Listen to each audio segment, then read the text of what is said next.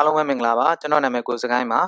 ကျွန်တော်ဒီနေ့ပြောပြပေးမယ့်အကြောင်းက ASP.NET MVC project တစ်ခုကိုကျွန်တော်ဒီ scratch ကနေပြီးတော့ဘယ်လိုမျိုးဖန်တီးမလဲဆိုတဲ့အကြောင်းကိုကျွန်တော်ပြောပြပေးသွားမှာဖြစ်ပါတယ်ဒီဗီဒီယိုလေးကိုကြည့်ပြီးသွားပြီဆိုလို့ရှိရင်ဘာတွေနားလည်သွားမလဲဆိုတော့ကျွန်တော်ဒီ CRUD ရဲ့ concept ကိုကျွန်တော်နားလည်သွားမယ်ပြီးရင်ကျွန်တော်ဒီ MVC ရဲ့ request နဲ့ response အကြောင်းကိုကျွန်တော်နားလည်သွားမယ်ပြီးရင် MVC ရဲ့ collection တွေအကြောင်းကိုကျွန်တော်နားလည်သွားမယ်ဥပမာအဖြစ် list အကြောင်းကိုကျွန်တော်တို့လေ့လာမယ်ပြီး link queue ရဲ့အကြောင်းကိုကျွန်တော်နားလည်သွားမယ်ပြီးရင်ကျွန်တော်ဒီ session နဲ့ temp data ရဲ့ခြားနားပုံတွေကိုကျွန်တော်တို့နားလည်သွားမယ်ပြီးရင် view back ဆိုတာဘာလဲဆိုတာကျွန်တော်တို့နားလည်သွားမယ်ပြီးရင်ကျွန်တော်ဒီ MVC ကနေပြီးတော့ auto generate လုပ်တဲ့ code တွေကဘယ်လိုမျိုး code တွေလဲဆိုတာကျွန်တော်နားလည်သွားမှာဖြစ်တယ်ဒီ project ကိုစမရေးခင်မှာကျွန်တော်ဒီ process flow diagram ကိုအရင်ဆုံးလေ့လာကြည့်အောင်ဒီ process flow diagram မှာ process ၄ခုရှိမယ် home ဆိုတဲ့ကျွန်တော် process ကိုကြည့်မယ်ဆိုရင်သူ့မှာ set process ၃ခုရှိမယ် employee ရှိမယ် about ရှိမယ် contact ရှိမယ်ဒီ employee ဆိုတဲ့ process ကသူကဘာကိုလုပ်မလဲဆိုတော့ဒီ employee ဆိုတဲ့ဒီ process ကြီးကိုသူက link လုပ်ထားတယ်အလုပ်မယ်ပြီးရင်ကျွန်တော် about ဆိုတဲ့ process ကဘယ်ကောင် link လုပ်ထားလဲဆိုတော့ about ဆိုတဲ့ဒီ process ကို link လုပ်ထားတယ်အဲ့လိုပဲ contact ဆိုတဲ့ process က contact ဆိုတဲ့ဒီ process ကိုပြန်ပြီးတော့ link လုပ်ထားတယ်အဲ့တော့ကျွန်တော်ဒီ employee ဆိုတဲ့ process ကိုကြည့်မယ်ဆိုလို့ရှိရင်အဲ့ employee ဆိုတဲ့ process ကြီးထဲမှာနောက်ထပ် process အသေးလေးတွေရှိတယ်ဘာတွေလဲဆိုတော့ home ရှိမယ် create ရှိမယ် employee list ရှိမယ် home ကကြတော့ကျွန်တော်ဘာကိုလုပ်တဲ့ process လဲဆိုတော့ဒီ home ကိုပြန်ပြီးတော့ link လုပ်တဲ့ process တစ်ခုဖြစ်တယ်အဲ့တော့ create ကကြတော့ကျွန်တော်ဒီ employee record တွေကိုကျွန်တော် create လုပ်တဲ့ process တစ်ခုဖြစ်တယ်အဲ့ create လုပ်ပြီးကျွန်တော်ဘာလုပ်ရလဲဆိုတော့ save လုပ်ပေးရတယ်အဲ့ဒါကြောင့်မလို့ဒီ create လုပ်ပြီးရဆိုရင်ကျွန်တော် save လုပ်ရမှာဖြစ်တဲ့အတွက်ဒီ save process ကိုပြန်ပြီးတော့ link လုပ်ထားတာဖြစ်တယ်အဲ့မှာနောက်ထပ်ကျွန်တော်ထပ်ကြည့်မယ်ဆိုရင် employee list ရှိမယ် employee list ကကြတော့ဒီ employee အချက်လက်တွေကိုကျွန်တော် table ပုံစံနဲ့ပြရတယ်ဒီ list တစ်ခုဖြစ်တယ်အဲ့တော့ employee list မှာဆိုလို့ရှိရင်ကျွန်တော် set process ၃ခုရှိမယ် detail ရှိမယ်အဲ့တော့ detail ကကြတော့ employee အချက်လက်တွေကိုအသေးစိတ်ပြန်ပြီးတော့ကြည့်ရဲ process တစ်ခုဖြစ်တယ် edit ကကြတော့ကျွန်တော်ဒီ employee အချက်လက်တွေကိုကျွန်တော်ပြင်နေတာပဲဖြစ်ဖြစ်ပြင်နေတဲ့အခါမှာအသုံးပြုတယ်ကျွန်တော်တို့ဒီ process တစ်ခုဖြစ်တယ် edit လုပ်ပြီးရင်ကျွန်တော်ဘာလုပ်ရလဲဆို save လုပ်ရတယ်ဒါကြောင့်မလို့သူက save ကိုပြန်ပြီးတော့ save ဆိုတဲ့ process ကိုသူက link လုပ်ထားတယ်ပြီးရင်ကျွန်တော် delete ဆိုတဲ့ process ရှိမယ်အဲ့တော့ delete ဆိုတဲ့ process ကကျတော့ကျွန်တော်တို့ employee record တွေကိုတချို့ employee record တွေမလိုအပ်တော့ဘူးဆိုရင်ကျွန်တော်ပြန်ဖြတ်တယ်အဲ့ဖြတ်တဲ့အပိုင်းကိုလုပ်ဆောင်တဲ့ process တစ်ခုဖြစ်တယ်အဲ့တော့ကျန်တဲ့ process တွေကတော့ကျွန်တော် about နဲ့ contact ရှိမယ်သူတို့မှာ set process home ဆိုတဲ့ set process တွေရှိတယ်အဲ့တော့ home ဆိုတဲ့ set process ကဘာလုပ်တာလဲဆို home ကိုပြန်ပြီးတော့ link လုပ်တဲ့ process ဖြစ်တယ် contact မှာရှိတဲ့ဒီ home ဆိုတဲ့ process ကလည်းအတူတူပဲ home ကိုပြန်ပြီးတော့ link လုပ်တာဖြစ်တယ်အဲ့တော့ကျွန်တော်ဒီ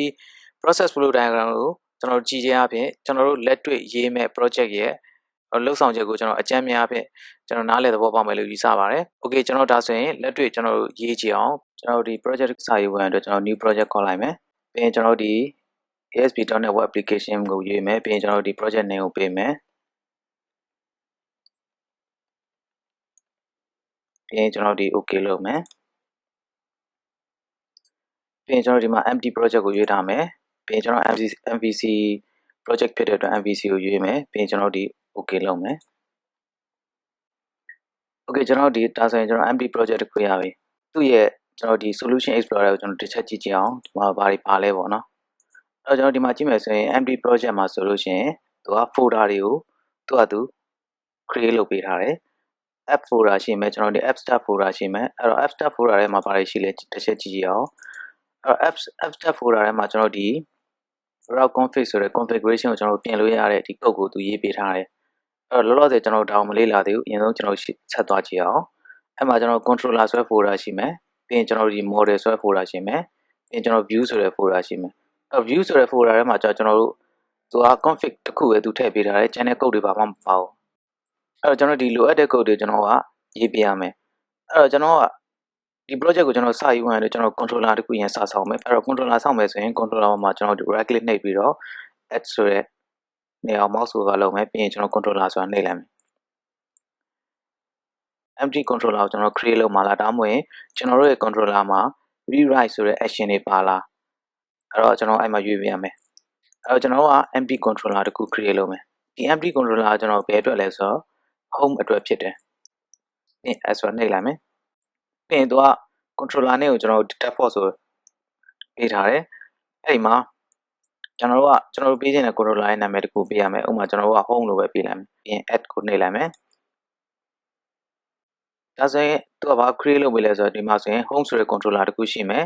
ပြီး home ဆိုတဲ့ folder တစ်ခုကို view အောက်ပေါ်မှာသူက create လုပ်ပေးတယ်ပြီးရင်ကျွန်တော်ဒီ home ဆိုတဲ့ controller ထဲမှာဆိုလို့ရှိရင် default action method ဖြစ်တဲ့ indent ဆိုတာကိုသူကအလိုလျောက်သူဖန်တီးပေးတယ် okay ကျွန်တော်နောက်ထပ်ဘာထည့်မလဲဆိုတော့ဒီထဲမှာ home ဆိုတဲ့အထဲမှာကျွန်တော်တို့ about နဲ့ contact ဆိုတဲ့ action ကျွန်တော်တို့နှစ်ခုထပ်ထည့်မယ်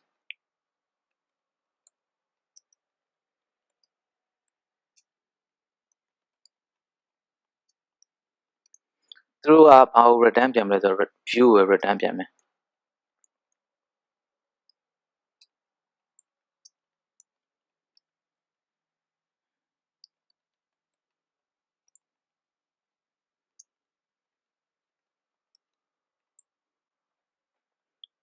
โอเคကျွန်တော်ဒီ home controller ထဲမှာ index ရဲ့ about ရဲ့ contact ရဲ့ကျွန်တော်ဒီ3ခုရှိမယ်အဲ့တော့သူတို့မှာ return တွေကို view ပြန်ထားတယ်ဒါပေမဲ့ကျွန်တော်တို့မှာသူတို့အတွက်သက်ဆိုင်ရာ view ရှိပြီလားဆိုကျွန်တော်တို့မှာမရှိသေးဘူးအဲ့တော့သက်ဆိုင်ရာသူ့ရဲ့ view တွေကိုကျွန်တော်ကထည့်ပေးရမယ်အဲ့တော့ကျွန်တော်ဒီ view ရဲ့ home ကိုကြည့်မယ်ဆိုလို့ရှိရင်လည်းသူထဲမှာဘာ view မှမရှိသေးဘူးအဲ့တော့ကျွန်တော်က view တွေကိုထည့်မယ်သက်ဆိုင်ရာ view ကိုထည့်မယ်ဆိုလို့ရှိရင်အဲ့တော့သူ့ပေါ်မှာ mouse ကိုကျွန်တော် right click နှိပ်ပြီးတော့ပြီးရင် add view ကိုနှိပ်မယ်အဲ့ဒါဆိုရင်သူ့ရဲ့ view ရဲ့ name က index ဆိုတဲ့ view ပြီးရင်ကျွန်တော်က template မှာဒီ view မှာ model သုံးမလားမသုံးဘူးလားဆိုတာသူကပြောတာဖြစ်တယ်အဲ့လောလောဆယ်ကျွန်တော်တို့ view မှာတာမန်အချက်လက်ပြရုံပဲဖြစ်တယ်ကျန်တဲ့ data တွေဘာတွေပြစရာမရှိတဲ့အတွက်ကျွန်တော်ကလောလောဆယ် empty model ကိုပဲရွေးထားမယ်ပြီးရင်ကျွန်တော်အဲ့မှာဘာရွေးမလဲဆိုတော့ use a layout view အဲ့ layout view တစ်ခုသုံးမယ်ဟုတ်ပြီအဲ့ layout view တစ်ခုသုံးမယ်ဆိုရင်ကျွန်တော်တို့မှာ layout view ရှိရဆိုရင်အဲ့ layout view ကိုကျွန်တော်ဒီကရွေးလို့ရတယ်အဲ့တော့ okay ကျွန်တော်တို့ဒီမှာမရွေးဘူးဒီတိုင်းပဲထားမယ်ဒီတိုင်းပဲထားပြီးကျွန်တော် add ကိုနှိပ်လိုက်မယ်အဲ့ဆိုရင်ဘာတွေဖြစ်သွားမလဲအဲ့ဆိုရင်သူကဘာတွေလုပ်ပေးလဲဆိုတော့ view တစ်ခုထည့်လိုက်တာနဲ့သူက contact ဆိုတဲ့ folder ပေါ်လာမယ် contact ဆိုတဲ့ folder ပေါ်လာပြီဆိုရင်အဲ့ထဲမှာ css ဒီအလိုလျောက်သူကသူ generate လုပ်ပေးမယ်ပြီးရင်နောက်ထပ်ဘာတွေပေါ်လာလဲဆိုကျွန်တော် home ဆိုတဲ့ folder ထဲမှာကျွန်တော်တို့ index view ဒီ view ပေါ်လာမယ်ပြီးရင် share folder ဆိုတာကသူကသူ generate လုပ်ပေးတယ် okay အဲ့ဒါဆိုရင် share folder ထဲမှာဘာတွေရှိလဲ share folder ထဲမှာကျွန်တော် layout ဆိုတဲ့ cs html file တစ်ခုရှိမယ်layout ဆိုတဲ့ cs html file ကိုကျွန်တော်ဖွင့်ကြည့်အောင်layout ဆိုတဲ့ cs html file ကိုကျွန်တော်ကြည့်လိုက်မယ်ဆိုလို့ရှိရင်ဘာနဲ့သွားတူလဲဆိုတော့ကျွန်တော်တာမန် html page လိုပဲသွားတူတယ်ဒါပေမဲ့ထူးခြားတာကသူ့မှာ razor code တွေသူရေးထားတယ်ဒါဆိုရင်ဒါ razor code တစ်ခုဖြစ်တယ်ဒါဆိုရင်လည်းကျွန်တော် razor code တစ်ခုဖြစ်တယ်ကျန်တာတော့ကျွန်တော်နားလည်ပြီးသားဖြစ်မှာပါအောက်ဆင်းကြည့်မယ်အဲ့အောက်ဆင်းကြည့်တဲ့အခါမှာကျွန်တော်ဘာရှိလဲဆိုတော့ container div တစ်ခုရှိမယ်ဒီ container div ထဲမှာဘာရှိလဲဆိုတော့ render body ဆိုပြီးတော့ကျွန်တော်တို့ razor code တစ်ခုရှိတယ်အဲ့ render body ဆိုတဲ့ code ကတော့ဘာလုပ်တာလဲဆိုတော့ကျွန်တော်တို့ဒီတခြား view တွေထဲမှာရှိတဲ့ page တွေကရေးလိုက်သမျှ code တွေကသူကဒီမှာ rendering လာလုပ်ပေးတာဖြစ်တယ်အဲ့တော့ဆိုလိုတာကကျွန်တော်ဒီ page နှစ်ခုကပေါင်းစပ်ပြီးတော့သူကကျွန်တော် browser မှာလာပြမှာဖြစ်တယ် okay ကျွန်တော်ဒါဆိုလို့ရှိရင်ကျွန်တော်တို့မှာလောလောဆယ် view တစ်ခုရှိပြီဟုတ်ပြီအဲ့ဒါဆိုကျွန်တော်နောက်ထပ် view တွေထည့်ကြည့်အောင်အဲ့တော့ကျွန်တော် controller လေးကိုဆက်သွားမယ်ပြီးရင်နောက်ထပ်ကျွန်တော် about view ကိုထည့်ကြည့်မယ် right click နှိပ်မယ် add view ကိုနှိပ်မယ်အဲ့တော့ view ရဲ့နာမည် about ကျွန်တော်ဒီ template ကိုလည်းကျွန်တော် template မှာကျွန်တော်လောလောဆယ် model မသုံးဘူးအဲ့တော့ empty ကိုရွေးထားမယ် add ကိုနှိပ်မယ် okay ဒါဆိုရင်နောက်ထပ် about ဆိုတဲ့ view တစ်ခု home ထဲမှာရောက်လာပြီ okay နောက်ထပ်ဒါဆိုရင်ကျွန်တော်တို့နောက်ထပ် view တစ်ခုထည့်တယ်မယ် right click နှိပ်မယ်ပြီး add view ကိုနှိပ်မယ်ပြီးကျွန်တော် contact သူ့မှာလည်း model မသုံးဘူးဒီတိုင်းပဲ add ကိုနှိပ်မယ်အဲ့တော့ဒါဆိုရင်ကျွန်တော်မှာ view 3ခုရှိပြီအဲ့ဒါ view 3ခုကသူကဘယ်ကတစ်ဆင့်လာလဲဆို home controller တစ်ဆင့်လာတယ်ဒီ view တွေကိုကျွန်တော်ဘယ်ကနေ link လုပ်မလဲဆိုတော့ကျွန်တော် layout ကနေ link လုပ်မယ်layout ဆိုတဲ့ share view ထဲမှာကျွန်တော်တို့သွားပြီးတော့ link လုပ်မယ်အဲ့ဒါဆိုရင် layout ဆိုတဲ့ share view တွေကိုကျွန်တော်တစ်ချက်ဝင်ကြည့်အောင်layout ဆိုတဲ့ share view ထဲမှာကျွန်တော်ဘာရှိလဲဆိုတော့သူမှာ div tag တစ်ခုရှိတယ်အဲ့ဒီ div tag ထဲမှာဆိုရင်ကျွန်တော်တို့ကလိုအပ်တဲ့ဒီ navigation လို့ခေါ်တဲ့ဒီ link တွေကိုကျွန်တော်ထည့်လို့ရတယ်အဲ့တော့ link ထည့်မယ်ဆိုရင်သူ့ထဲမှာနမူနာပေးထားတဲ့ link တစ်ခုရှိတယ်သူ့ထဲမှာနမူနာ link ကိုကျွန်တော်ကြည့်မယ်ဆိုလို့ရှိရင် html.action link ဆိုပြီးတော့ဒီမှာ link တွေထည့်မယ်ဆိုလို့ရှိရင်ကျွန်တော်ဒီ html action link ဆိုတဲ့ဒီ function ကိုကျွန်တော်တို့သုံးတယ်အဲ့ html ဆိုတဲ့ action link ဆိုတဲ့ function ကိုသုံးပြီးတော့ကျွန်တော်တို့ရဲ့ link ကိုကျွန်တော်ထည့်ကြည့်အောင် okay ဒါဆိုရင်ကျွန်တော်တို့ရေးကြည့်အောင်ကျွန်တော်ဒီ ul ဆိုတဲ့ tag ထဲမှာ နောက်ထပ် tag တစ်ခုရှိသေးတယ်အဲ့ဒါတော့အားလုံးသိပြီးသားဖြစ်မှာပါ li ဆိုတဲ့ tag ကိုကျွန်တော်ထည့်ပေးရမှာဖြစ်တယ်အဲ့တော့အဲ့ tag ထဲမှာကျွန်တော်ဘာလုပ်မလဲဆိုတော့ html action link တစ်ခုထည့်မယ်အဲ့ဒါဆိုရင် visa ကိုရေးမယ်ဆိုရင် add ကိုအရင်စမယ်ပြီးရင် html ပြီးရင်ကျွန်တော်တို့ action link ပြီးရင်လက်သေးခွင့်စအဲ့မှာကျွန်တော်ဘာရေးရမလဲဆိုအရင်ဆုံး link text ရေးရမယ်အဲ့ link text ကကျွန်တော်တို့ပေါ်ခြင်းတဲ့စာသားပေါ့ဥပမာဆိုရင်ကျွန်တော်တို့ကဒီမှာဆိုရင်about ဆိုပြီးတော့ပေါ်မယ်ပေါ်မှာနောက်ထပ်ဘာရှိမလဲဆို action name about ဆိုတဲ့ action ကိုလှမ်းလုပ်မယ်ဒီ about ဆိုတဲ့ action ကဘယ်ရလာမှာလဲဆိုတော့ controller နဲ့ home ကတဆင့်လာမယ် okay ဒါဆိုရင်ကျွန်တော်တို့က action link တစ်ခုထည့်ပြီးသွားတယ်အဲ့တော့ကျွန်တော်ကနည်းနည်းကွဲပြားအောင်ဒီ about ကိုကျွန်တော် about me လို့ပဲရေးလိုက်မယ် okay အခုနောက်တစ်ခုကျွန်တော်ထည့်ရေးကြည့်အောင် li html.action link ဒီကောင်ကိုလည်းကျွန်တော်က contact me လို့ရေးမယ်ပြီးရင်ဒီကောင်ရဲ့ action ကတော့ဘာရ action လဲဆိုတော့ content က action ဒီကောင်ရဲ့ controller ဘယ်က controller လဲဆိုတော့ home controller okay ပြီးရင်ဒီ application တွေရှိမယ်အဲ့တော့ဒါကို develop from scratch လို့ကျွန်တော်နာမည်ပေးလိုက်မယ်ပြီးရင်ဒီ index ကိုကျွန်တော် home လို့ပြောင်းမယ်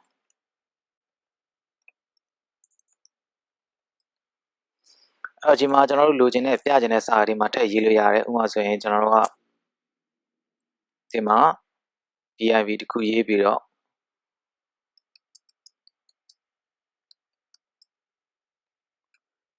this is my home page လို့ပြောင်းလိုက်မယ်အပေါက်ထဲမှာလည်းကျွန်တော်အဲ့တိုင်းပဲ div တခုရေးပြီးတော့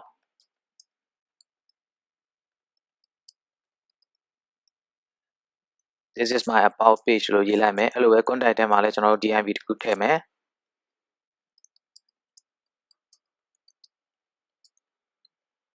ဒါဆိုကျွန်တော်ဆက်ပြီးတော့ရေးကြည့်အောင်အဲ့တော့ကျွန်တော် process rule line ကပြောခဲ့သလိုပဲကျွန်တော်နောက်ထပ်ထည့်မယ်ဥစ္စာဒီ employee နဲ့ပတ်သက်တဲ့အချက်လက်တွေကို rewrite delete လုပ်တဲ့ process တွေပါတယ်ကျွန်တော်တို့လုပ်ဆောင်ချက်တခုထည့်မယ်အဲ့မှာဆိုလို့ရှိရင်ကျွန်တော်ဘာလို့လဲဆိုတော့ model တခုလိုတယ်ဘာလို့ဆိုတော့ကျွန်တော်တို့ဒီ data တွေကိုပြမယ် data တွေကိုဖြတ်မယ် data တွေကိုပြင်မယ်စသဖြင့်အဲ့လိုလုပ်ငန်းတွေလုပ်မှာဖြစ်တဲ့အတွက် model တခုလိုတယ်အဲ့တော့ကျွန်တော်တို့က model တခုလိုတာဖြစ်တဲ့အတွက်အရင်ဆုံး controller ကိုမဆောက်ခင်မှာအဲ့သက်ဆိုင်ရာ model တွေကိုကျွန်တော်တို့ကဒီ model folder ထဲမှာထည့်ပေးရမယ်အဲ့တော့အရင်ဆုံးကျွန်တော်တို့ model တခုထည့်အောင်အဲ့တော့ model ထည့်မယ်ဆိုရင်ကျွန်တော်တို့ right click နှိပ်မယ် add ကို mouse over လုပ်မယ်ပြီးရင် class model က class တစ်ခုဖြစ်တဲ့အတွက်ကျွန်တော် class ကိုပဲရွေးမယ်ပြီးရင်ကျွန်တော်ဒီ class မှာ name ပေးမယ် employee ဆိုတဲ့ class ကိုကျွန်တော်ရွေးလိုက်မယ်ပြီးရင် add နှိပ်မယ်အဲ့တော့အဲ့ employee class ထဲမှာကျွန်တော်ဘာ attribute တွေပါမလဲဆိုတော့ id ပါမယ်ပြီးရင် name ပါမယ်ပြီးရင် title ပါမယ်ပြီးရင် date of birth ပါမယ် sorry date of birth ကကျွန်တော် date time type ဖြစ်တယ်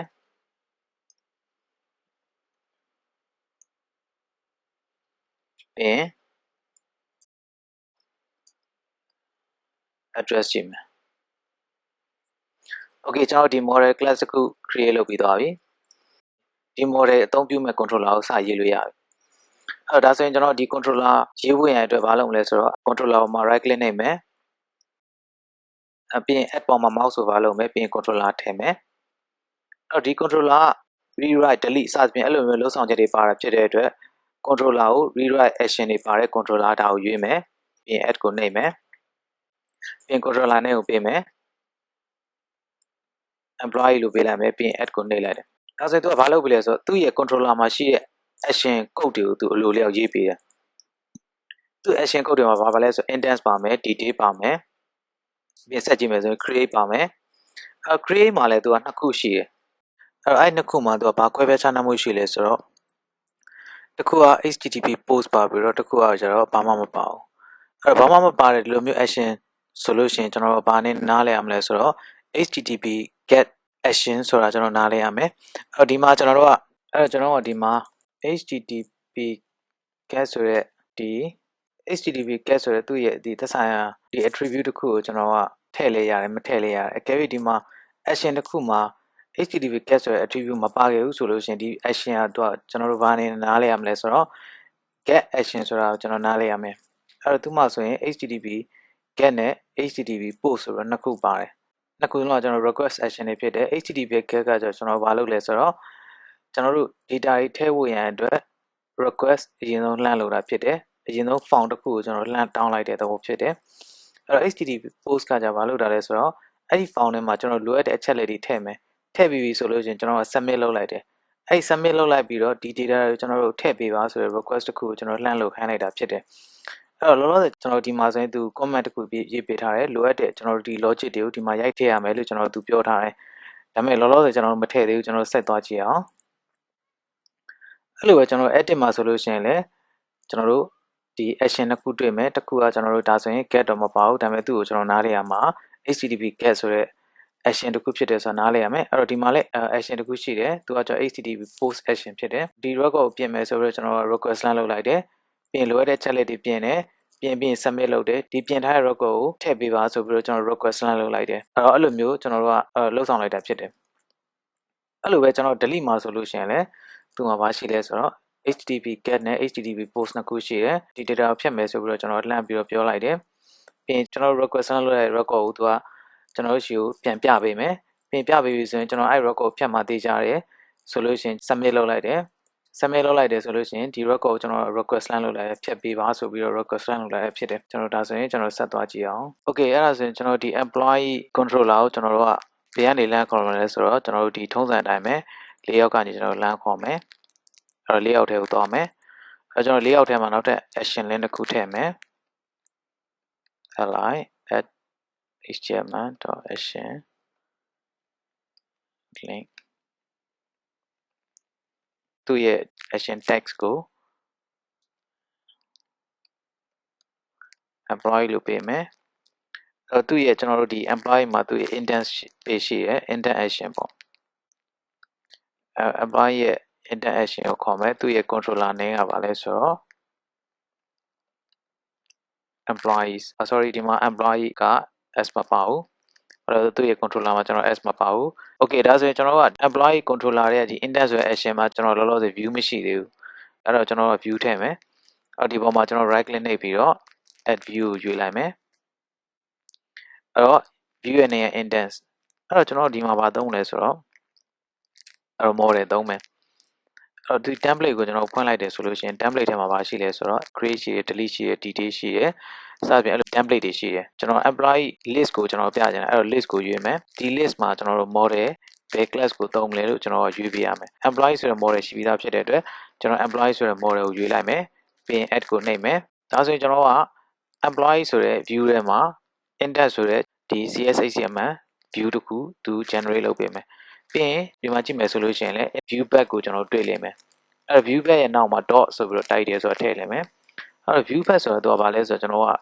data တွေကို parsing လုပ်တဲ့အခါမှာသုံးဖို့ရန်အတွက် dynamic object တခုဖြစ်တယ်အဲ့တော့ view back ဆိုတဲ့အထက်မှာကျွန်တော်က dot တိုက်တယ်ဆိုပြီးတော့ထည့်ထားတယ်အော်ဒီစာသားကျွန်တော် variable name ကဲ့သို့ပဲကျွန်တော်တို့ကြိုက်တဲ့နာမည်ပေးလို့ရတယ်အဲ့ဒါကကျွန်တော် title ကိုကစားပြုတဲ့နာမည်ဖြစ်တဲ့အတွက်ကျွန်တော် title လို့ပေးလိုက်တယ်လောလောဆယ် index ရှိမယ်အဲ့ဒါကိုကျွန်တော်နာမည်ပြောင်းလိုက်မယ်အဲ့တော့ view back ထဲမှာရှိတဲ့ဒီ title က၄ယောက်ထဲမှာပြန်သုံးတယ်၄ယောက်ထဲမှာလည်းကျွန်တော်တို့ view back ထဲမှာရှိတဲ့ title ဆိုတဲ့ variable တွေကတန်ဖိုးဒီမှာပြန်သုံးထားတယ်ဆက်ကြည့်မယ်ဆိုလို့ရှိရင်ကျွန်တော်တို့ဒီမှာ action link တစ်ခုရှိမယ်ပြီးရင် table တစ်ခုရှိမယ်ဒီ view ကိုကျွန်တော်ကြည့်မယ်ဆိုရင်တခြား view တွေနဲ့မတူတာသူ့မှာ model တစ်ခုသုံးထားတယ် view တစ်ခုမှာကျွန်တော် model သုံးမယ်ဆိုလို့ရှိရင်အဲ့ဒီသုံးမဲ့ model အပေါ်မှာကျွန်တော်အရင်ဆုံးကြီးညာပေးရတယ်ဘယ်လိုကြီးညာလဲဆိုတော့ add model ဆိုပြီးတော့ကြီးညာရတယ်ပြီးရင်ကျွန်တော်ဒီ model က enumerable model တစ်ခုဖြစ်တယ် enumerable model ဆိုတာကသူကဘာကိုပြောတာလဲဆိုတော့ကျွန်တော်ဒီ list တစ်ခုကိုသူရည်ညွှန်းတာ collection တစ်ခုကိုသူပြောတာဖြစ်တယ်အဲ့တော့ collection ထဲမှာကျွန်တော်ဘာရှိလဲဆိုတော့ဒီ model ကိုကျွန်တော်သုံးမယ်အဲ့တော့အဲ့မှာကျွန်တော်ဆက်ကြည့်မယ်ဆိုလို့ရှိရင် table header ထဲမှာကျွန်တော်ဘာရှိလဲဆိုတော့ html.display name for ဆိုပြီးရေးထားတယ်အဲ့တော့ဒီ display name for ဆိုတဲ့ function ကဘာလုပ်တာလဲဆိုတော့ model တွေကကျွန်တော်တို့ဒီ display ပြခြင်းတဲ့နာမည်တစ်ခုကိုကျွန်တော်ကပြတဲ့လုပ်ဆောင်ချက်ကိုပြောတာဖြစ်တယ်အဲ့တော့ဒီကောင်ကကျွန်တော်နားလည်အောင်ပြောမယ်ဆိုရင်ကျွန်တော် label တစ်ခုလိုမျိုးဒီ model တွေကအချက်လက်တစ်ခုကိုကျွန်တော်တို့ caption အနေနဲ့ page ပေါ်မှာပြတဲ့လုပ်ဆောင်ချက်ဖြစ်တယ် အဲ့တော့ဒီမှာဆိုရင်တော့ကျွန်တော်တို့ဒီ header အနေနဲ့ table header အနေနဲ့ပြမှာဖြစ်တယ်ဒီလက်သေးကွန်းဆောင် command ထဲမှာကျွန်တော် model နဲ့ပတ်သက်တဲ့ data တွေရေးရမယ်အဲ့တော့ model နဲ့ပတ်သက်တဲ့ data တွေရေးတဲ့အခါမှာကျွန်တော်ကဘာ model လဲဆိုတော့ကျွန်တော်လက်ရှိဒီ page နဲ့ချိတ်ဆက်ထားတဲ့ကျွန်တော်ရဲ့ model employee model အဲ့တော့ဒီ employee model ထဲမှာကျွန်တော်ကဒီ expression ကိုကျွန်တော်ဘာလို့ခေါ်လဲဆိုတော့ lambda expression လို့ခေါ်တယ်အဲ့တော့ lambda expression သူ့ရဲ့သဘောတရားကျွန်တော် equal assign လုပ်တဲ့သဘောတရားနဲ့တူတယ်အဲ့တော့ဒီ model ထဲမှာရှိတဲ့ကျွန်တော်ကဒီ name တစ်ခုကိုပြမယ်လို့ပြောတာဖြစ်တယ်အဲ့တော့ကျွန်တော်တို့ model ထဲမှာ name ရှိတယ်အဲ့လိုပဲ title ရှိတယ်အဲ့လိုပဲကျွန်တော် date of birth ရှိမယ်အဲ့လို address ရှိမယ်အဲ့တော့ကျွန်တော်ဒီ model တွေက attribute တွေကို display အနေနဲ့ပြမယ်လို့ပြောတာဖြစ်တယ်အဲ့ display အနေနဲ့ပြမယ်ဆိုတော့ကျွန်တော် caption အနေနဲ့ကျွန်တော်တို့ရဲ့ page မှာ header အနေနဲ့ပြမှာဖြစ်တယ်အဲ့တော့ data အနေနဲ့ပြမှာတော့မဟုတ်ဘူးအဲ့တော့အဲ့မှာကျွန်တော်ဆက်ကြည့်မယ်ဆိုလို့ရှိရင်ကျွန်တော်ဒီ for each loop ရှိမယ်အဲ့ for each loop က model ထဲမှာရှိတဲ့ data တွေလူပြင်ပတ်ထားတယ်အဲ့မှာ model ထဲမှာရှိတဲ့ data တွေကိုကျွန်တော်က display form နဲ့ပြထားတယ်အဲ့တော့ model item ထဲမှာရှိတဲ့ name ပြမယ်အဲ့ model item ထဲမှာရှိတဲ့ title စသဖြင့်အဲ့လိုမျိုးကျွန်တော်တို့ကပြပေးမှာဖြစ်တယ်ဒီ display for နဲ့ display name for ဘာခြားနားမှုရှိလဲဆိုတော့ကျွန်တော်ဒီ display name for ကျတော့ကျွန်တော်ဒီ model ထဲမှာရှိတဲ့ attribute တွေရဲ့နာမည်ကိုကျွန်တော်ကပြမှာဖြစ်တယ်ဥပမာ name ဆိုရင် name လို့ပဲပြမှာပေါ့အဲ့တော့ display for ကျတော့သူကအဲ့ model ထဲမှာရှိတဲ့ data ကိုပြမှာဥပမာဆို name equal မောင်မောင်ဆိုလို့ရှိရင်မောင်မောင်ဆိုတဲ့ကျွန်တော်ဒီအချက်လက်ကိုပြမှာဖြစ်တယ်အဲ့တော့အဲ့လိုမျိုးခြားနားမှုရှိတယ်အဲ့တော့ကျွန်တော်ဒီမှာဆိုရင် HTML action link တွေထပ်ရှိတယ်အဲ့တော့ edit detail delete ဆိုတော့ HTML action link 3ခုရှိတယ်ဒီ action link 3ခုကျွန်တော်ကြည့်လိုက်တယ်သူ့မှာ link text ရှိတယ်ပြီးရင်သူရဲ့ action ရှိမယ်ပြီးရင်နောက်မှာ controller name မလိုက်ဖ ೇನೆ new id equal item.id ဆိုပြီးတော့ကျွန်တော်တို့သတ်မှတ်ထားတယ်အဲ့တော့ဒီထည့်ထားတဲ့ value တော့သူကဘာကိုပြောတာလဲဆိုတော့ကျွန်တော်ဒီ route value ကိုပြောတာ route value ဆိုတာကျွန်တော်တို့ဒီ route တစ်ခုမှာလိုအပ်တဲ့ parameter တွေနဲ့အတူကျွန်တော်က request လှမ်းလုပ်ခိုင်းတဲ့သဘောတရားပဲဖြစ်တယ်ဥပမာဆိုလို့ရှိရင်ကျွန်တော်ဒီလိုပုံစံမျိုးသူ့ရဲ့ request ကလာမှာဖြစ်တယ်ဒါဆိုကျွန်တော်ဆက်ရေးကြည့်အောင်အခုလောလောဆယ်ကျွန်တော်မှာ data တွေမရှိသေးဘူး model ရှိမယ်အဲ့တော့ကျွန်တော်မှာ controller ရှိရယ်ဒါပေမဲ့ကျွန်တော်မှာ data တွေမရှိသေးဘူးအဲ့တော့ကျွန်တော် data တွေကိုကျွန်တော်တို့ထည့်ကြည့်အောင်ဟုတ်ပြီကျွန်တော်အခုလောလောဆယ်ဆိုလို့ရှိရင် employee ဆိုတဲ့ controller ရဲ့ index မှာခုနက list view တစ်ခုကျွန်တော်ထည့်လိုက်တယ်ဒါပေမဲ့ကျွန်တော်ဒီမှာ return ပြန်တဲ့အခါမှာ UU view တစ်ခုပဲ return ပြန်ထားတယ်အဲကျွန်တော်က list view တစ်ခု return ပြန်အောင်အဲ list view တစ်ခု return ပြန်ဖို့လည်းကျွန်တော်ဒီမှာလိုအပ်တဲ့ code တွေရေးရမယ် okay ဒါဆိုရင်ကျွန်တော်ရေးကြည့်အောင် list ဖြစ်တယ်အဲ list ထဲမှာသူ t value ထည့်မယ် t value ဆိုတော့ကျွန်တော်ဒီမှာသက်ဆိုင်ရာ list ရဲ့ထဲမှာထည့်ရမယ် elements တွေဖြစ်တယ်အဲကျွန်တော်ကဘာထည့်မလဲဆိုတော့ဒီ list ထဲမှာ employee ထည့်မယ်အဲကျွန်တော်ဒီမှာဆိုရင် employee ကကျွန်တော်တို့မှာလောလောဆယ်သုံးလို့မရတယ်အဲ့တော့ကျွန်တော် model တွေကိုသုံးမယ်ဆိုရင်ဒီမှာကြီးညာပေးရမယ် okay ကျွန်တော်ပြင် list ထဲမှာ employee တွေပါမယ်ပြီးရင်ကျွန်တော်တို့ဒီမှာနာမည်ပေးမယ်ကျွန်တော်ပြင် new list တစ်ခု create လုပ်မယ်အဲ့တော့အဲ့ list ထဲမှာကျွန်တော်ဘာလုပ်မလဲဆိုတော့ data တွေတစ်ခါရေးထည့်မယ်အဲ့တော့ဒီ list ထဲမှာ data တွေထည့်မယ်ဆိုရင်အတုံးခွင့်ဖွင့်ပိတ်ပြီးရင်ကျွန်တော်ဒီထဲမှာလိုအပ်တဲ့ data ထည့်မယ်အဲ့တော့ဒီ list ထဲမှာဘာတွေရှိမလဲဆိုတော့ employee ရှိမယ်အဲ့တော့ employee တွေကျွန်တော်တို့ data ထည့်မယ်အဲ့ employee တွေမှာ id 1ရှိမယ် id ရဲ့ number ဖြစ်တယ်ပြီးရင်ကျွန်တော် name ရှိမယ်မောင်မောင်လို့ပေးလိုက်မယ်ပြီးရင်ဒီ employee ရဲ့ကျွန်တော်တို့ဒီ title ဆိုတာသူ့ရဲ့ကျွန်တော် job title ပေါ့ manager လို့ပေးလိုက်မယ်ပြီးရင်ကျွန်တော်တို့က date of birth date of birth က date တိုင်းဖြစ်တယ်အဲ့တော့ date တိုင်းဖြစ်တဲ့အတွက်ကျွန်တော်ကဒီ string လိုမျိုးကျွန်တော်ရေးလို့မရဘူးအဲ့တော့ကျွန်တော် date time .pass ဆိုပြီးတော့ကျွန်တော်ကဒီမှာကျွန်တော်တို့ရေးချင်တဲ့ date ကိုရေးရမယ်ဥပမာဆိုရင်စနစ်1986ပြီးရင်ကျွန်တော် address ကိုကျွန်တော်အလွယ်တကူပဲကျွန်တော်ပေးလိုက်မယ်ဥပမာဆိုရင် Mandalay okay ကျွန်တော်ဒါဆိုရင်နောက်ထပ် employee ထပ်ထည့်ကြည့်မယ် new employee နောက်ထပ် id 2ပြီးရင်ကျွန်တော်နောက်ထပ် name ပြီးရင်သူရဲ့ title programmer လို့ပေးလိုက်မယ်ပြီးရင် date of birth date time pass ပြီးရင်ကျွန်တော် address ရန်ကုန်လို့ပေးလိုက်မယ်အဲ့တော့ကျွန်တော်နောက် record တစ်ခုထည့်မယ်အဲ့မှာ id ကိုကျွန်တော်3 name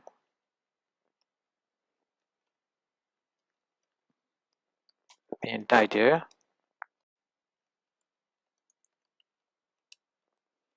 in date of birth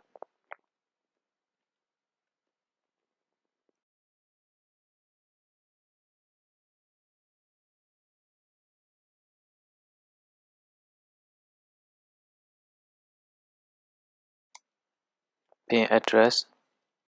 သူ့ရဲ့နောက်မှာ semicolon ထည့်ပေးရမယ်ကျွန်တော် record 3ခုထည့်ပြီးသွားပြီဆိုလို့ရှိရင်ကျွန်တော်ဘာလုပ်လဲဆိုတော့ employee index view return ပြန်ပေးရမယ်အဲ့တော့ဒါဆိုရင်ကျွန်တော်ကဒီ employee list ကို view ထဲမှာကျွန်တော်ထည့်ပေးလိုက်အောင်ပဲဒါဆိုရင်ကျွန်တော်ဘာဖြစ်သွားမလဲဆိုတော့ဒီ view ကို return ပြန်တဲ့အခါမှာ employee list ခုပါသူပါသွားလိမ့်မယ်ကျွန်တော် run ကြည့်အောင်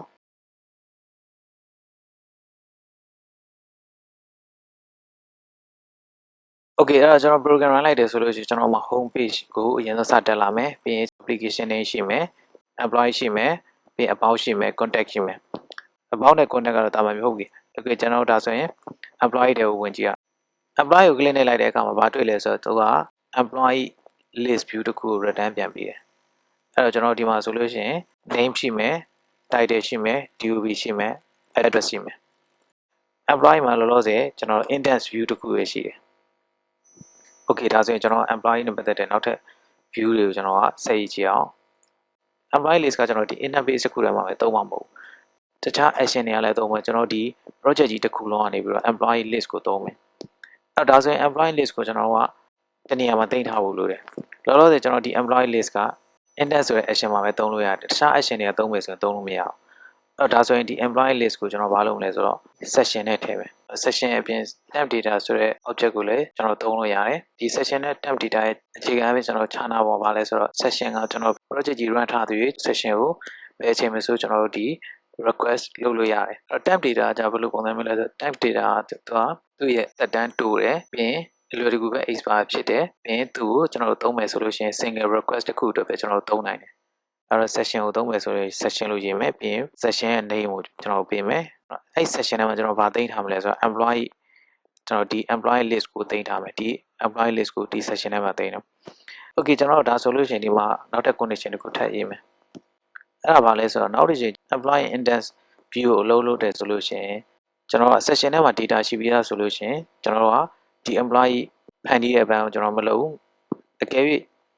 session ထဲမှာ data မရှိဘူးဆိုလို့ရှိရင် employee list ကိုဖန်တီးတဲ့အပိုင်းကိုလုပ်မယ်အဲ့ဒါဆိုရင်ကျွန်တော်ဒီမှာ condition တစ်ခုရေးလိုက်မယ်အကယ်၍ session ထဲမှာ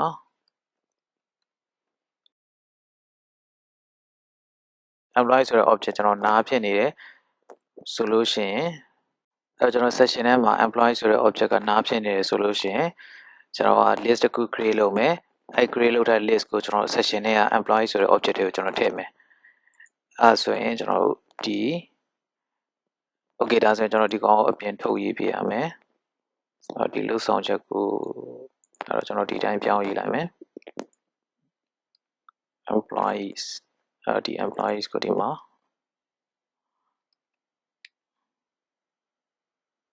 Okay ဒါဆိုရင်ကျွန်တော်ဒီ session ထဲမှာဒီလုပ်ဆောင်ချက်လေးလုပ်မယ် Okay ဒါဆိုရင်ကျွန်တော်မှာအကယ်၍ session ကရှိတယ် section ထဲမှာ employee ဆိုတဲ့ object ရှိရဆိုလို့ရှိရင်ဘာလုပ်မလဲဆိုတော့ employee တွေကို session ထဲက employee object ထည့်ပေးမယ်ကျွန်တော် session ထဲမှာထည့်ထား employee ကတော့ object အနေနဲ့ရှိဖြစ်တယ်အဲ့တော့ဒီမှာသူနဲ့ assign လုပ်ထားတဲ့ကောင်ကကျွန်တော် list employee အဲ့တော့ဒီ object ကိုကျွန်တော် list employee ကို convert လုပ်ပြရမယ်အဲ့တော့ convert လုပ်မယ်ဆိုရင်ကျွန်တော်ကလက်သေးခွင့်ဆောင်ခွင့်ပဲဒီထဲမှာကျွန်တော် convert လုပ်ချင်တဲ့ type ထည့်ပြရမယ်ဒါဆိုရင်သူက convert လုပ်ပြီးဒီ object ကိုဒီ list employee အနေနဲ့ convert လုပ်တယ်ပြီးရင်ဒီထဲကို assign ပြန်လုပ်တယ်ပြီးရင်ကျွန်တော်ဒီကောင်ကို return ပြန်ပေးတယ်အဲ့တော့ဒီ employee list ကိုကျွန်တော်ကယူပြီးတော့ view ကိုလှမ်းပြီးတော့ return ပြန်ပေးတယ်ဒီနေ့ပါဆိုရင်ကျွန်တော် detail နဲ့ပတ်သက်တဲ့ view မရှိသေးဘူးအဲ့တော့ detail နဲ့သက်ဆိုင်တဲ့ view ကိုကျွန်တော်ထည့်ပေးအောင်အဲ့တော့ add view ပြီးရင် detail ဒီမှာဆိုရင် template သုံးမယ် detail template အမျိုးအစားဖြစ်တယ် ဒီ data template မှာ employee model class ကိုသုံးမယ်ပြီးရင် add ကိုနှိပ်လိုက်မယ်ဒါဆိုရင်သူက data view တခု create လုပ်ပေးတယ်အဲ့တော့ data view ထဲမှာဆိုရင်သူ model သုံးထားတယ်အပြင် view back ရှိမယ်ပြီး detail ဆိုတဲ့ header ရှိမယ်ပြီးရင်သူမှာ HTML tag ရှိမယ် index မှာတွေ့ရတယ်လို့ပဲ display for ဆိုပြီးတော့ဒီ model က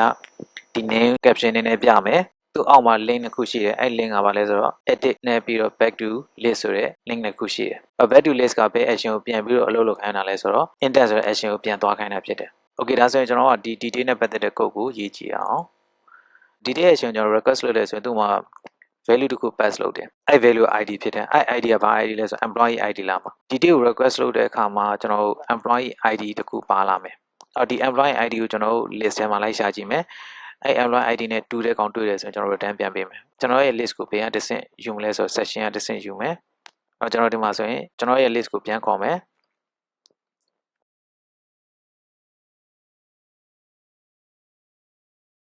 ပြီးရင်ကျွန်တော်ဒီမှာ list employee ကို section နဲ့ကျွန်တော်ပြန်ခေါ်မှာဖြစ်တယ်ပြီးရင်ကျွန်တော်က employee list ထဲမှာသူပတ်စင်လောက်လိုက်တဲ့ ID နဲ့တူတဲ့ employee ကိုလိုက်ရှာမယ်အရင်ဆုံးကျွန်တော် VAR ဆို variable တစ်လုံးကြီးညာလိုက်မယ်အဲ့တော့ VAR ဆိုတာသူက dynamic variable တစ်ခုကိုကြီးညာတဲ့ keyword တစ်ခုဖြစ်တယ် employee ကျွန်တော်ဒီမှာ link queue statement ရေးမယ်အဲ့ link queue statement ရေးမယ်ဆိုရင် from နဲ့စတယ်ပြီးရင် expression e ပြီးရင် in ဆိုပြီးတော့သက်ဆိုင်ရာကျွန်တော်တို့ဒီ object တစ်ခုလာမယ်ပြီးရင်ကျွန်တော်ဒီမှာ condition တွေသုံးမယ်ဆိုလို့ရှိရင်ကျွန်တော် where လာမယ် where ဆိုပြီးတော့ကျွန်တော်ကသက်ဆိုင်ရာ expression ရဲ့ id equal id နဲ့တူတဲ့ကောင်လာမယ်ပြီးရင် select ဆိုပြီးတော့လာမယ်ပြီးရင် e ဆိုပြီးတော့ကျွန်တော် return ပြန်မယ်အဲ့ link queue statement ကိုသုံးမယ်ကျွန်တော်က from in where select ဆိုပြီးတော့ဒါမျိုးသုံးရတာဖြစ်တယ်အဲ့တော့သူ့ရဲ့ပုံစံကတော့ကျွန်တော် SQL select statement နဲ့တူတဲ့ဒါပေမဲ့တူတာကသူက from စတယ်ပြင် where လာတဲ့ select ကိုတော့နောက်ဆုံးမှာရေးတယ်ဒီ link queue ကနေ return ပြန်မှာဘာကို return ပြန်မလဲဆိုတော့သူ့မှာ range variable return ပြန်မယ်ပြီးရင်လက်သေးကုသကွန်မိတ်နဲ့သူ့နောက်မှာ function တစ်ခုသုံးပြရတယ်အဲ့ function ကဘာလဲဆိုတော့ first order for ဆိုတဲ့ function ဖြစ်တယ်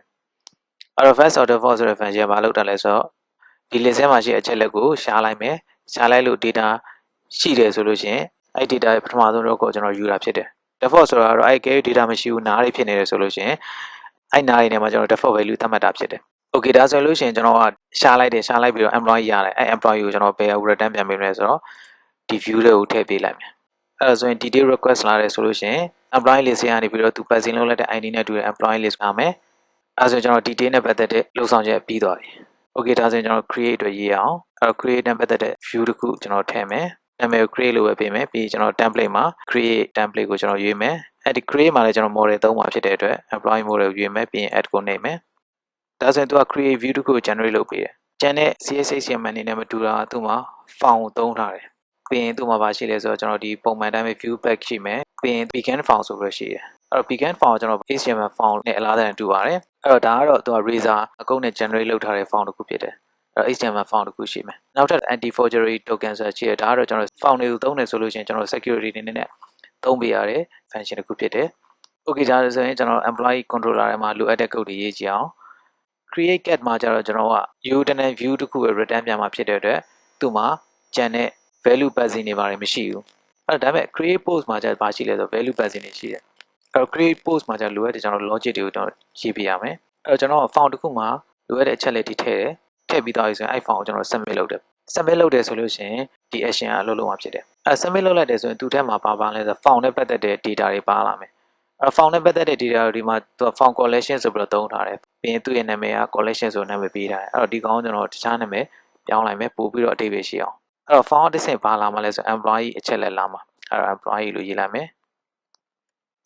နာမည်ကိုလည်း employee လို့ကျွန်တော်ပေးလိုက်မယ် font တစ်ဆင့် submit လုပ်လိုက်တယ်ဆိုရင်အဲ့ employee ရဲ့မှာအချက်လက်တွေပါလာမယ်အဲ့အချက်လက်တွေကိုကျွန်တော်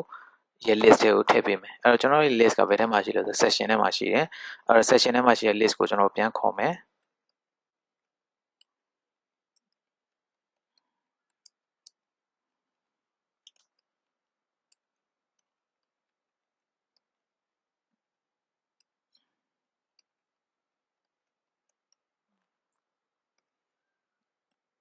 section နဲ့ employee list ရပြီဆိုရင်အဲ့ employee list ကိုကျွန်တော် data ထည့်မယ် list တစ်ခုတည်းကိုကျွန်တော် data ထည့်ရဆိုရင်ကျွန်တော် add ဆိုတဲ့ function ကိုသုံးတယ်အဲ့ထဲမှာကျွန်တော်ထည့်မဲ့ data employee အဲ့ data ထည့်ထားတဲ့ employee list ကို section နဲ့ကျွန်တော်ပြန်ထည့်ပေးမယ် section နဲ့က employee ဆိုတဲ့ထဲကိုကျွန်တော်က data ထည့်ထားတဲ့ employee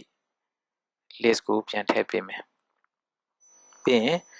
သူကဘာကို redirect ပြန်လုပ်မလဲဆိုတော့ index ကိုရောက်သွားမယ် okay ဒါဆိုရင်ကျွန်တော် edit အတွက်ကိုရေးကြည့်အောင် edit မှာလည်းသူ့မှာ edit get နဲ့ edit post ဆိုပြီးနှစ်ခုရှိတယ်အဲ့တော့ view တစ်ခုထည့်ဝင်တဲ့ right click နှိပ်ပြီးတော့ add view ကိုနှိပ်လိုက်မယ်ကျွန်တော် name ကို edit လို့ပဲပေးမယ်ပြီးရင် template မှာကျွန်တော် edit template ကိုသုံးမယ်ပြီးရင် model က employee model သုံးမယ်ပြီးရင် add ကိုနှိပ်မယ် create ခဲ့တဲ့ပဲကျွန်တော်ဒီမှာဆိုရင် employee model ကိုဒီ view ထဲမှာသုံးထားတယ် edit မှာလည်းကျွန်တော် found ပါရတယ်ပြီးရင် anti forgery ဆိုတဲ့ security နဲ့ပတ်သက်တဲ့ function တစ်ခုသုံးထားတယ်ကျွန်တော် create နဲ့အတူတူပဲ okay ဒါဆိုရင်ကျွန်တော် edit နဲ့ပတ်သက်တဲ့ code ရေးမယ်အဲ့ edit get ထဲမှာဆိုရင်သူက ID တစ်ခုကို passing လုပ်ထားတယ်ဘာလို့လဲဆိုတော့ကျွန်တော်ပြင်နေတဲ့ record က ID ကတစ်ဆင့်လာမှာကျွန်တော်တို့ section ထဲမှာရှိတဲ့ employee list ထဲမှာကျွန်တော်တို့ပြင်ကျင်တဲ့ employee ကိုကျွန်တော်ရှာပေးဖို့အရင်ဆုံးကျွန်တော်လုပ်တယ် section ထဲက employee list ကိုကျွန်တော်ပြန်ခေါ်လိုက်မယ် section ထဲက employee list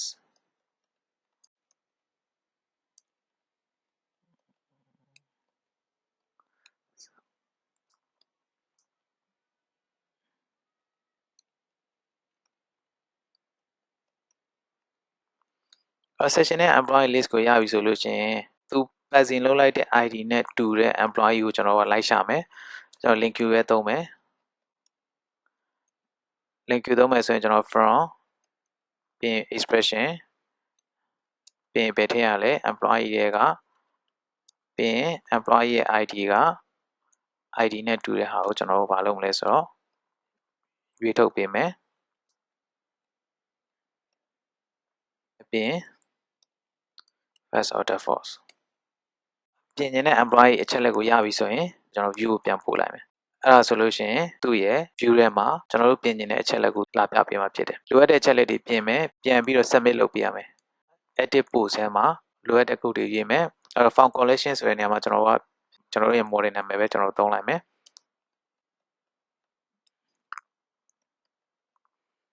okay ဒါဆိုရင်ကျွန်တော်ကဒီမှာလည်းပဲကျွန်တော်တို့ပြင်ကျင်တဲ့အချက်လက်ကိုပြန်ရှာပြီးတော့ပြင်ရမယ် list ကနေအဲ့တော့ကျွန်တော်ဒီထဲကနေပြီးတော့ copy ကူးလိုက်မယ်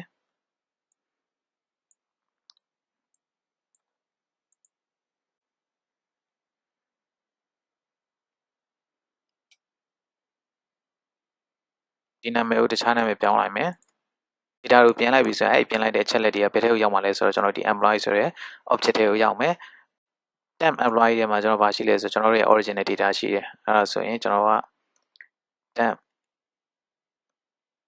employee data တွေက ID ရှိမယ် ID က employee တွေက ID ကိုပြန် assign လုပ်မယ်အဲ့လိုပဲ employee temp employee တွေက name က employee ပြင်ထားတဲ့ name အဲ့လိုပဲကျွန်တော်ဆက်ရေးလိုက်မယ်ဒီ employee ဆိုတဲ့ထဲမှာပြင်လိုက်တဲ့အချက်လက်တွေကိုကျွန်တော်တို့ကဒီ temp employee ကို assign လုပ်လိုက်တယ်အဲ့တော့ employee တွေမှာပြင်လိုက်တဲ့အချက်လက်က temp employee တွေမှာရှိတဲ့ temp employee တွေမှာရှိတဲ့ပြင်ထားတဲ့အချက်လက်ကိုကျွန်တော်တို့ဒီ employee list ကိုပြန်ထည့်ပေးရမယ်အဲ့ employee list ကိုထည့်မယ်ဆိုလို့ရှိရင်ကျွန်တော် employee ဆိုပြီးခေါ်လိုက်မယ်ပြီးရင်သူ့မှာဘာရှိမလဲဆိုတော့သူ့ရဲ့ position point လို့ array ပုံစံဖြစ်တဲ့အတွက်သူ့မှာ index တစ်ခုရှိတယ်အဲ့တော့ index ကကျွန်တော်သိတဲ့အတိုင်းပဲ index တစ်ခုက0နဲ့စတယ်0 1 2 3 4ဆိုပြီးတော့အဲ့လိုမျိုးသူသွားတာဖြစ်တယ်အဲ့တော့ကျွန်တော်တို့မှာအဲ့ index ကိုရောက်ဝင်ရတဲ့ကျွန်တော်တို့ဘာနဲ့သုံးမလဲဆိုတော့ ID နဲ့သုံးမယ် ID ကကြောင့်1 2 3 4နဲ့သွားတာဖြစ်တယ် ID ကိုကျွန်တော် -1 နှုတ်လိုက်မယ် ID ကို -1 နှုတ်လိုက်တယ်ဆိုရင်ကျွန်တော်တို့ကသက်ဆိုင်ရာ employee ရဲ့ index တစ်ခုရလိမ့်မယ်အဲ့ဒီ index မှာရှိတဲ့ employee record ကိုကျွန်တော်ဒီ temp employee record နဲ့ override လုပ်ခိုင်းမယ်ဒါ edit လုပ်တဲ့အပိုင်းကိုကျွန်တော်ရေးလိုက်တာဖြစ်တယ်ဒီလောက်ဆောင်ချက်ပြီးသွားရင်သူ index ကို redirect လုပ်မယ် okay ဒါဆိုရင်ကျွန်တော်တို့ gen နဲ့ delete ကိုလည်းရေးကြည့်အောင်အဲ့တော့ delete ကလည်း edit နဲ့အတူတူပဲသူ့မှာ ID တစ်ခု passing လုပ်တယ်သက်ဆိုင်ရာ ID ဟိုမှာအခြေခံပြီး employee list ထဲမှာရှာမယ်ကျွန်တော်အရင်ဆုံး view ထည့်မယ်ပြီးရင်ကျွန်တော်က delete မှာ delete template ကိုကျွန်တော်သုံးမယ်ပြီးရင်သူ့မှာ model သုံးမယ် employee model ပြီးရင် add ကိုနှိပ်မယ်ဒါဆိုရင် delete view တစ်ခု generate လုပ်ပေးမယ် model ပါမယ် title ပါမယ်ဒီမှာ confirmation ပါမယ် okay ဒါဆိုရင်ကျွန်တော် delete နဲ့ပတ်သက်တဲ့ကိုရေးကြည့်အောင်ဒီ ID တစ်ခု pass လုပ်မယ်အဲ့ ID နဲ့တူတဲ့ employee ကို employee list ရရှာမယ်ပြီးရင်အဲ့ employee record ကိုကျွန်တော်တို့က view လေးကို return ပြန်ပေးမယ်အဲဒါဆိုရင်ကျွန်တော် edit တွေကကုန်နဲ့အတူတူပဲဖြစ်တယ်ဒါကို copy ကူးလိုက်မယ်ပြီးရင်ကျွန်တော် delete http get ထဲမှာတရားရေးမယ်ပြီးရင် view လေးကိုကျွန်တော် employee object ထည့်ပေးမယ်ဒါဆိုရင် delete get ထဲမှာကျွန်တော်ဖြတ်ချင်တဲ့ employee အချက်လက်ရမယ်ပြီးရင်ကျွန်တော်က delete post ကလည်းကျွန်တော် delete edit လို့ပဲကျွန်တော်တို့ delete edit ကနေပြီးတော့တချို့ code တွေကို copy ကူးမယ်ပြီးရင် delete post ထဲမှာကျွန်တော်တို့ထည့်မယ်ပြီးရင်ဆက်ရေးမယ်အဲ့တော့ကျွန်တော်တို့ဖြတ်ချင်တဲ့ record ကို list ကနေလိုက်ရှာမယ်အဲ့တော့ဒါဆိုရင်ဖြတ်ချင်တဲ့ record ထွက်လာပြီဆိုရင် list ကနေဖြတ်မယ်ကျွန်တော်ဖြတ်မယ်ဆိုရင် list ကဖြတ်မယ်ဆိုရင် remove ကိုသုံးတယ်အဲ့တော့ကျွန်တော်ဖြတ်ချင်တဲ့ item က temp employee ဖြစ်တယ်အဲ့မှာကျွန်တော်တခုရေးဖို့ကြံသွားတယ် edit မှာရော delete မှာရောအဲ့တော့ edit မှာကျွန်တော်ဘာလုပ်လဲဆိုတော့ data ပြင်ပြီးဆိုကျွန်တော် section တွေကို update ပြန်လုပ်ပေးရမယ်အဲဒါကြောင့်မို့လို့ section တွေကိုကျွန်တော် update ပြန်လုပ်မယ်အဲ့လိုပဲကျွန်တော် delete မှာဆိုလို့ရှိရင်လည်းဖြတ်ပြီးသွားပြီဟုတ်ပြီဖြတ်ပြီးသွားပြီဆိုရင်ကျွန်တော် section တွေကို update ပြန်လုပ်မယ်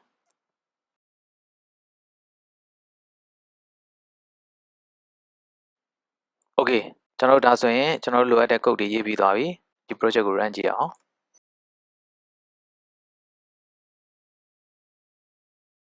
ကျွန်တော် employee တွေကိုသွားကြည့်အောင် employee index ကိုအလုပ်လုပ်မယ် create လုပ်ကြည့်အောင် create လုပ်လိုက်တယ်ဆိုလို့ရှိရင်ဒါ create get ကိုစအလုပ်လုပ်တယ်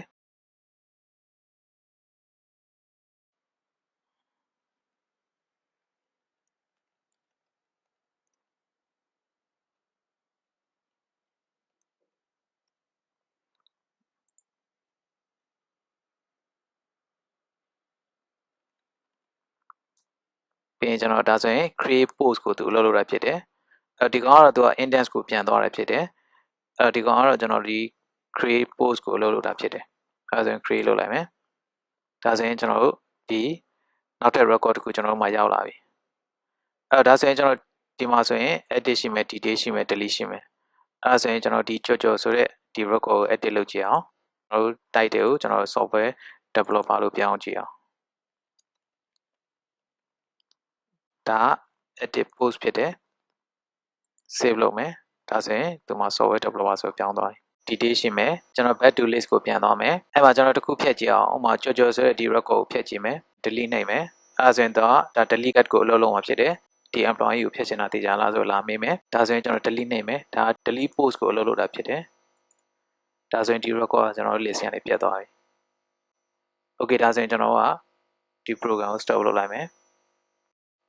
ဒါဆိုရင်ကျွန်တော် ASP.NET MVC project တခုကိုကျွန်တော် Scratch ကနေဖန်တီးပုံတွေကိုကျွန်တော်နားလည်သဘောပေါက်မယ်လို့ယူဆပါတယ်